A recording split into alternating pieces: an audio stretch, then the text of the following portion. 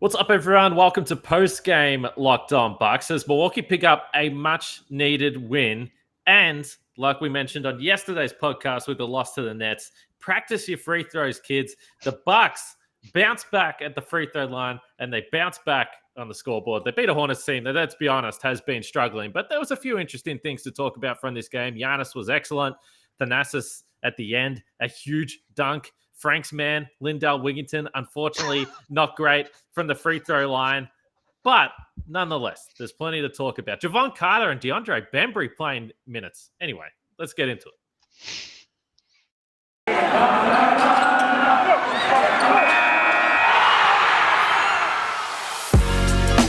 You are Locked On Bucks, your daily Milwaukee Bucks podcast, part of the Locked On Podcast Network, your team every day.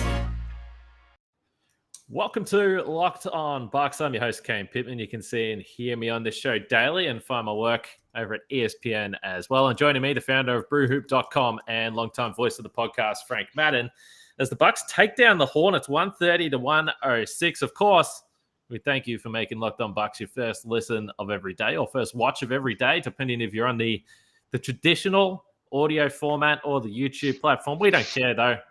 We appreciate it all, Frank. And we also appreciate when the Bucks win games. And we did discuss yesterday this loss to Brooklyn. Maybe it was a good thing we didn't do a post-game pod just to let this settle down a little bit. Clearly, the Bucks have – there's been some concern levels raised on this podcast. And to be fair, within the own Bucks locker room about the way the season has been trending, I think the word go time was used. People like to use the term flipping the switch. I'm not so sure personally that that's something that actually happens or you can do when you've had a season full of scratchy performances. But for tonight, at least, I will say, again, against a Hornets team that isn't that great, I would say the overall effort level of this team looks like a team that did want to make sure that they took care of business tonight against the Hornets, and they needed to win.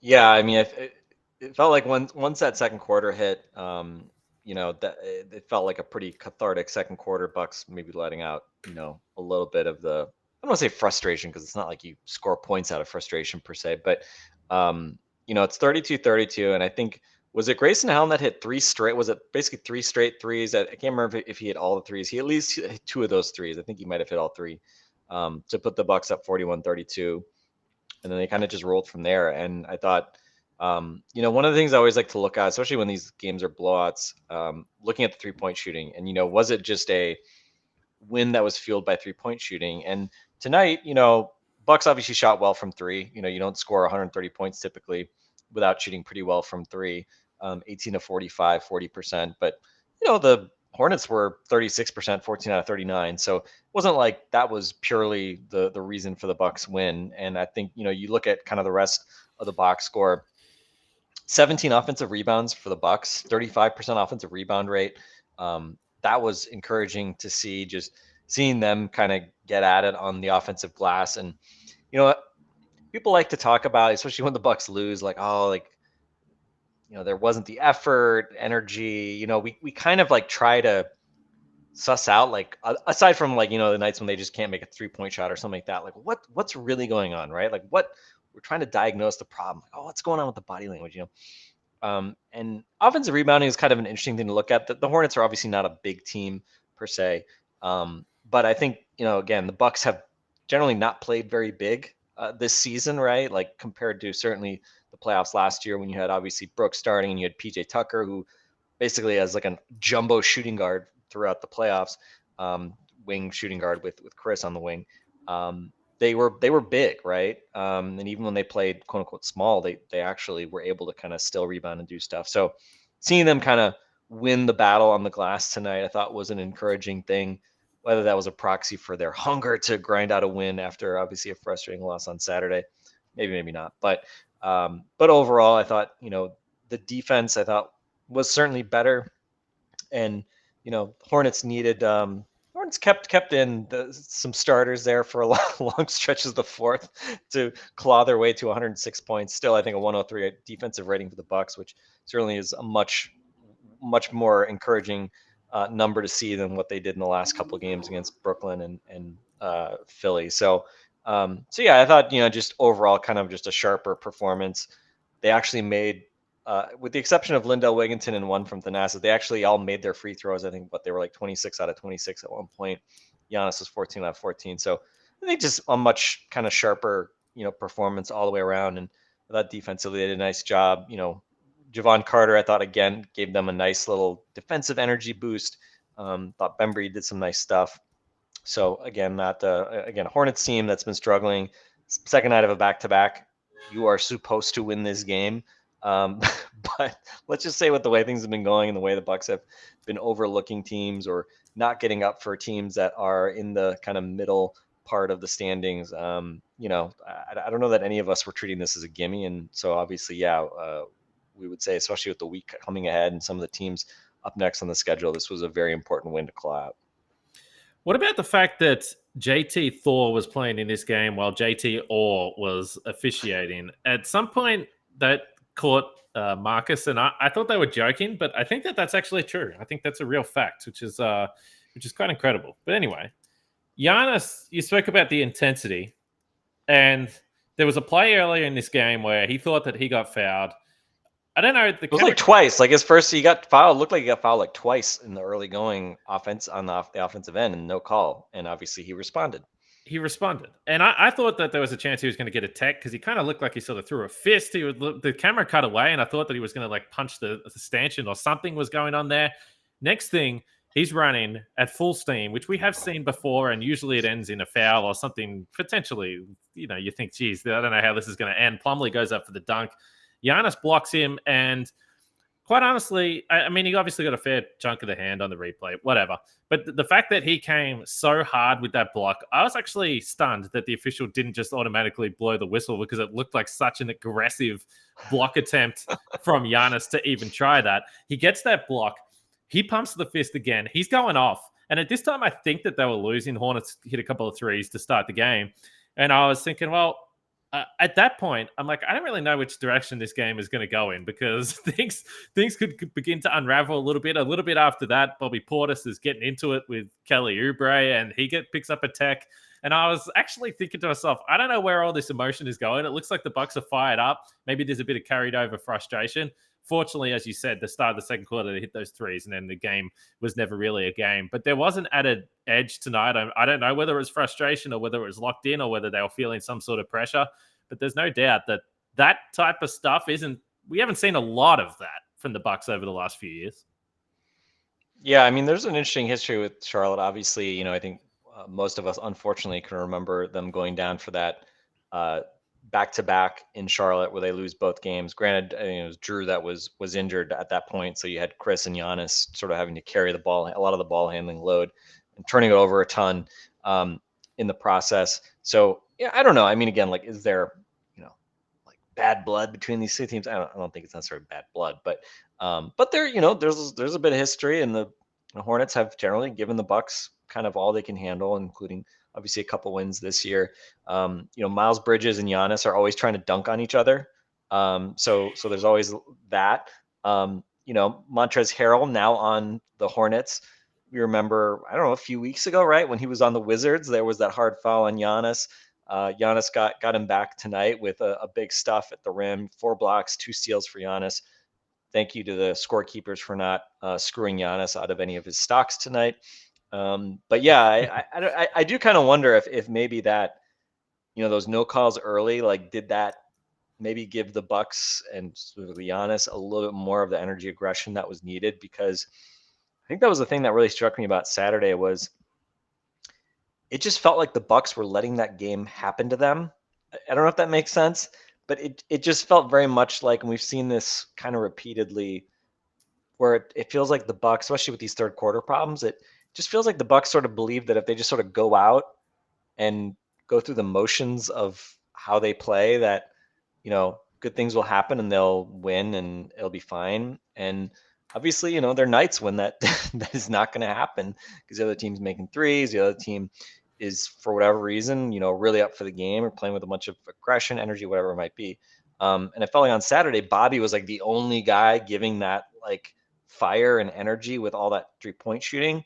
And by the way, it's still crazy that the Bucks lost a game in which Bobby Portis hit 8 3-pointers. I mean, I was looking at the numbers at Chris, Bobby, and Drew, and I think they put up like 79 points on 42 shots or something crazy like that on Saturday. Drew was 7 out of 9. Chris shot well, and obviously Bobby. And it's just kind of like, man, like how often can the Bucks lose a basketball game where those three guys, we're not even talking about Giannis yet, scored that effectively? And obviously we know it can happen, but yeah, I don't know. Something about tonight, obviously the energy was better and kind of in their favor. If you caught Charlotte at a different time, is it maybe a little bit different? I don't know, but I think overall, it just felt like generally kind of a bit of a sharper Bucks team again. There were still some occasional brain farts. That one, do you remember that one pass? It was like, I think it might have been the second or third. It might have been the second quarter where Bobby was like in the middle, and it felt like the whole possession just felt like the end of a blowout game, but it wasn't the end of the game yet. And Bobby like was at the top of the key and sort of like passed it. I think he was trying to pass to Giannis, and he just sort of like threw it to nobody, and like nobody was paying attention, and it didn't feel like they were in a normal set. I don't know. That was kind of like, oh God, guys, like seriously, like can we just not have the brain fart turnovers? Like I'm having a little bit of flashbacks here to Saturday, but anyway, overall, a needed kind of bounce back, and obviously this is the game that you really should win the rest of the week, and now you have, as difficult a stretch again. Obviously, getting a lot of these games at home helps here next week, but the fact that you're now getting Miami, Chicago, and Phoenix in a row. You really didn't want to lose this game, because you lose this game heading into that, again, just making your life more difficult. And I mean, at some point, this is kind of a broad question about like sort of the psyche of teams and professional athletes. Again, I'm not a professional athlete. No. Obviously watched the NBA for a very long time. I get people saying like the regular season doesn't matter and just fast forward and blah, blah, blah. But it's like, I mean, at some point, it's good for athletes' confidence to actually remember what it's what it's like to win and be good, and feel like you're actually clicking, right? I mean, just the idea that the Bucks can just sort of like stutter and stumble their way through the rest of the regular season, and then in the playoffs, like everything just snaps into place, and you're firing on all cylinders. Like I just don't think that's the way kind of teams and the human psychology and sort of the team psychology works. I think you have to actually do it with some consistency at some point. Doesn't mean you have to go in hot into the playoffs or something like that necessarily, but I don't know. It just feels like we've seen just so much inconsistency kind of game to game, week to week this season. And, again, we thought maybe at the beginning of that road trip, things were turning around, and kind of here we are. But again, with this schedule coming up this week, obviously a chance to erase a lot of the frustration and annoyance of the past couple weeks if you can kind of get the ship righted, and again, not necessarily win the next all of the 3 games, but I mean, if you take 2 out of 3, I think you'd be very happy with that. Obviously, if you can win all 3, then I think everybody's feeling very differently about kind of the way the Bucks are trending. It's been kind of the story of the season, because when you talk about the West Coast trip, we were even at the time saying, okay, well, you won the first 3 games. That's kind of nice to rack up these wins. But they're giving up 125 points every single time they played. It was not perfect basketball. But I'm just looking at the standings now. I'm going to get to that in a second. But if you are betting and you're trying to figure out who's going to win the Eastern Conference right now, as I look at this, this is absolutely absurd in the Eastern Conference standings. Who knows what's going to happen in the playoffs? But betonline.net has you covered. It's the best place for sports scores, podcasts, and news this season. We know football's done, but you can look at basketball, hockey, boxing, UFC, Vegas casino games, whatever you need. You'll be able to find it at betonline.net, the latest odds, totals, and player performance props. They've got everything for you there. So head to the website today or use your mobile device to learn more about the trends in action. That's BetOnline, where the game starts. Also, don't forget to check out the Locked On Now podcast. You'll be able to hear me with a little wrap of this dominant win over the Charlotte Hornets. And also, you'll be able to hear the sadness from our friends at Locked On Hornets. And you'll be able to hear everything else that went around in the NBA tonight. So check out the Locked On Now podcast wherever you get your podcast. But as far as the standings do go, there were some interesting results tonight. Miami and Chicago actually played. Miami handled the Bulls, but the Cavs continue to slide a little bit. So the Bucks are in the top 4 right now, but of course that could change by tomorrow. Half a game ahead of the Cavs, game and a half ahead of the Celtics. They got 3 games on the Raptors, or let's say they've got 3 games on the play-in tournament. I know it's something that we've assumed is not going to happen all year, but as you said, they are playing a bunch of different teams. And when you talk about the feeling of winning, I agree with you, which is probably, this goes back to, I think it was you that brought this up, Frank, that Jeff Van Gundy was talking about the fact that he thinks a more difficult schedule could be a bonus for the Bucks, because I will say that I don't think this win tonight over the Hornets, I don't think any of the Bucks players are going to bed and feeling like, well, we're back, boys. We're beating the Hornets on a back-to-back. We're back, baby. Yeah, I don't think anyone's walking away from this, and I don't think any of our listeners, me and you, are sitting there thinking, well, thank goodness that rough patch is over. Now it's time to flip that switch and get serious. But this stretch over the next couple of weeks, I think we're going to know by the time the playoffs roll around whether we think that the Bucks are right in this, or it's just like, well, let's cross our fingers and hope we can get through this. Someone tweeted this, and I saw it, and this was a few days ago now during the All-Star break, I think, and I just sort of looked at it, and I gave it some thought in passing. It was basically the idea that this whole season reminds me, not me, the tweeter, this whole season reminds the tweeter of the bubble where everyone's like, well, it'll be fine, we'll get to the playoffs, and then all of a sudden you just stink and you're kicked out. Now, clearly, it's a very, very different scenario, but it has felt that a lot of this season we've been having the same discussions. And, oh, well, what's happening with Brook Lopez? Okay, is the defense going to figure it out? Let's wait for the trade deadline. All right, let's see what happens. And now we're here, and there's 20 games left to the postseason. I was like, okay, well, it's probably time to try and figure things out here down the stretch. You mentioned Javon Carter and DeAndre Bembry, and I would say that I have been on the low end of the scale when it comes to excitement for what they can bring to this team. And like I said, doesn't mean that they're not going to play. It doesn't mean that I'm writing them off as they can do anything.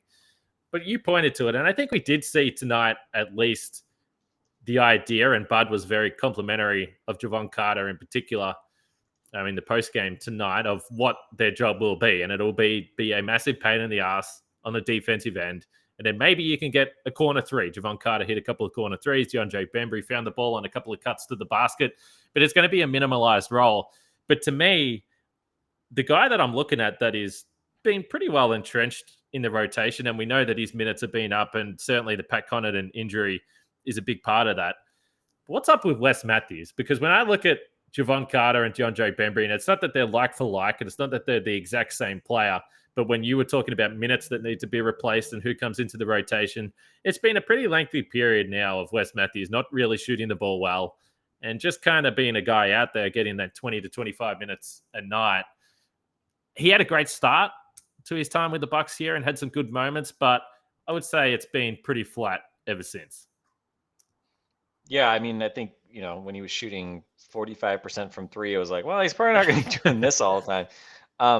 I mean, I do think fundamentally he kind of unlocks, especially when the Bucks do go to more of a switching scheme. He does give them a different look that I don't know that any of the other guys do. And Bembry does more stuff with the ball. He's better ball handler, better cutter, more athletic in that regard on offense. But, he's not, again, his corner, his 3-point shooting this year notwithstanding. I mean, let's just say this. I'd rather have, Wes Matthews spotting up for a quick release 3 than DeAndre Bembry. And it's kind of interesting because it's like, there was a lot of, like, after the Nets game, I saw a lot of talk about, like, oh, well, the Bucks are really missing Connaughton and, George Hill and all this. And it's just like, yeah, but like, and I mean, you brought it up, but it's like, guys, the Nets don't have freaking KD and Ben Simmons. Like, you can't be, I mean, you're not wrong, but like, you can't be blaming losses on, the 6-man bench guys that you're missing when the other team's missing way more dudes. And in theory, you think you're better than that team regardless. So, and I thought, honestly, I thought Wes, I actually looked at it because I think Kyrie was like 3 for 8 in the fourth quarter. And they were kind of running that switch action to get Wes on Kyrie. I thought Wes did pretty fine on Kyrie down the stretch of that game. But, like you said, if he's playing, 20 plus minutes, that's obviously more than I think you want him. I think you want him, more situationally. I think we've seen him have periods where like when he's got like a clear assignment, like, he had the nice performance against KD, nice performance against Steph Curry. I thought he came out and was face guarding Seth Curry in the game before the All-Star game actually pretty well for a while as well. But, again, and this is kind of the challenge too, is with guys who are 35 years old, being able to bring it every night and recover and have, that energy that we keep talking about the Bucks needing. It's not always just about will, it's some of it's just like, can your body let you do the things that, you probably took for granted when you're 25, 26 years old at the age of 35. So I think Wes is one of those interesting guys that's sort of like an X factor. Like I think it'd be foolish to say like, oh, I expect Wes Matthews is going to be a really big rotation guy for the Bucks every series of the playoffs. Now that's probably asking a lot. I think could he though be a useful situational player that plays every series, and some series you may be like, oh man, we got to survive these minutes, versus other series he actually may be important just because of specific matchups that he's able to contribute to, and because maybe that 3-point shot is falling. That's probably what I would say is like my maybe slightly optimistic view of Wes. But again, you look at kind of where he is shooting the ball. Month of February, 8 games, 20% 3-point shooting. Tonight, I think he was 0 for 3, so that's going to go down further. December, 48%, January, 32%, 20% in the month of February. So, yeah, I mean, offensively, if the 3-point shot isn't going down, he's obviously not going to really do much of any good offensively. And, defensively, I think he's got a role, especially the fact that he can kind of defend power wings, or at least keep them honest, but then also kind of guard down and, kind of do face guarding and things like that. But I don't know. It's a good question. I think, I hope he stays healthy. I hope the All-Star break maybe recharged him a little bit. But, if the shots don't fall, then obviously his value is going to be very limited. You mentioned taking things for granted. One thing I don't take for granted is the price of car parts at rockauto.com. Because I've always said that about you. Said that about you, Kane. That's what everyone says. The first time they see me as well, they're like, this guy looks like he knows cars. And the one thing I do know, though, is that you can save time and money when using rockauto.com, our friends and long-time sponsors of this podcast. So I don't know why you would choose to spend 30%, 50%, or even 100% more for the same parts from a chain store or a car dealership when you can just sit here on your butt, on the couch, and go to rockauto.com and you will be set. Got an example for you here. We have a Honda Odyssey fuel pump, which is $353 from a chain store. You can get it for $216 at rockauto.com. So, I mean, it's honestly really simple, guys. So just go to rockauto.com right now, and you can see all the parts available for your car or truck right locked on in there. How did you hear about us box? So they know we sent you. Amazing selection, reliably low prices, all the parts your car will ever need. rockauto.com. So we're giving a lot of plugs to Zach Lowe tonight, but I'm going to continue doing that. And this continues our conversations about lineups. And I know we discussed this a lot last year, and this was the big sort of piece, I guess, with the PJ Tucker trade, was the conversation at the start of the season where Zach Lowe was like, I just don't know who's the Bucks' best lineup. I don't know who's the Bucks are going to close games with. Now, obviously, you brought in PJ Tucker, and it opened up a lot of avenues, but you knew that you had a guy that, okay, this guy will be in the closing lineup, because defensively, you can really do whatever you want if you have PJ Tucker in the lineup. Now, of course, that there's health question marks to this, but I will say that I do think the Bucks are in a situation where they've got a bunch of guys that you're like, okay, maybe in a certain situation they can be on the floor, but they don't have the fourth or fifth guy, depending on what happens with Brook, that you're like, every single night he's in the closing lineup.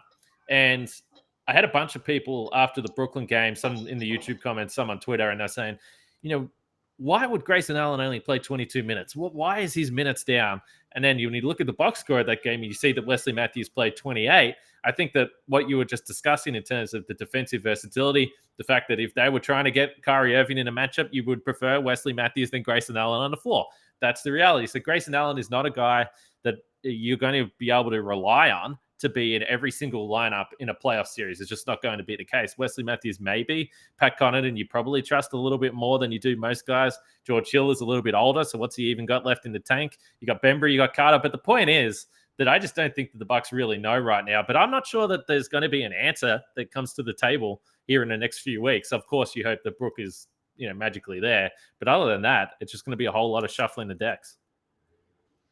Yeah, I mean, it puts a lot of pressure, I think, on Bud to dial up the right lineups, because you're just not going to have that like default like, well, these are our five, and these are the guys who are closing. Now, I would say, unless you have like a dominant center, like okay, the Sixers are always finishing with a big man, the Nuggets are always finishing with a true center. But for the Bucks, I mean, even as good as Brook Lopez was, he wasn't always closing games, right? Depending Sure. on the types of opponents that the types of lineups that opponents are running out there. So there, even when Brook is healthy, I think there was always sort of that question about, were you going big or were you going with Giannis at the five? And obviously, the big difference this year is that there's also this question about, again, the TJ spot, the PJ Tucker spot. And I think a simple answer would be like, well, if Pat Connaughton's healthy, then you want Pat Connaughton out there.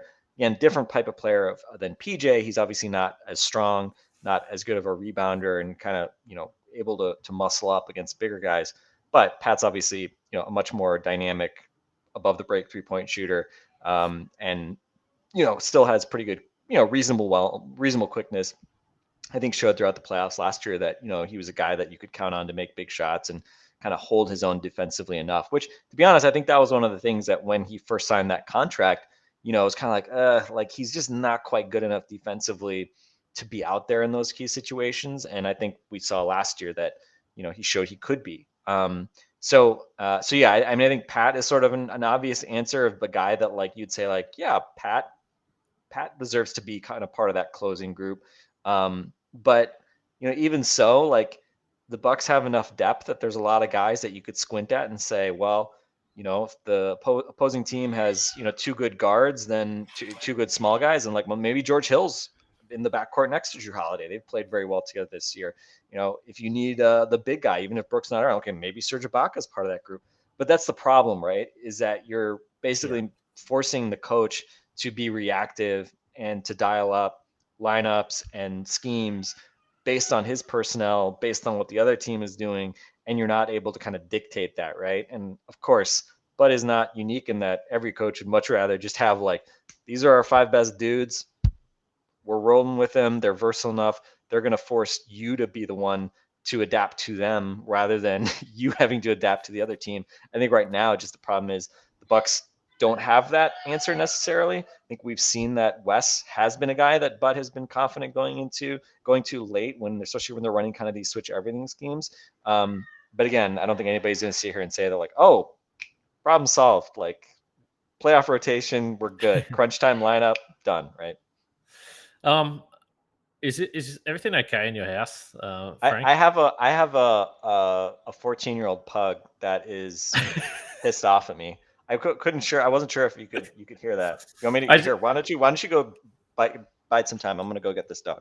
I just wanted to make sure that people understood what was going on there, because I could also hear that noise in the background, and I was a little bit concerned about what was going on in Frank's house. So anyway, I will say, Frank's good friend, his boy Q, and handicapping expert Lee Sterling.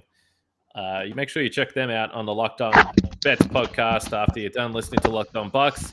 Those guys will help you out if you're into that type of thing. Frank sits down, pug in hand. Hopefully he's in a better mood. There he is. This is Blanche.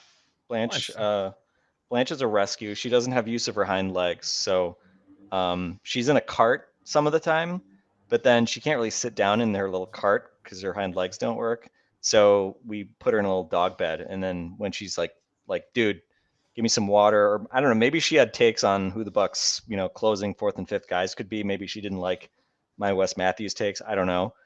She lets you hear about it. She's got probably the most annoying like yelp of any dog I've ever had. So yeah, this is Blanche. It's kind of like Dante DiVincenzo scooting around the bench during the NBA playoffs last year.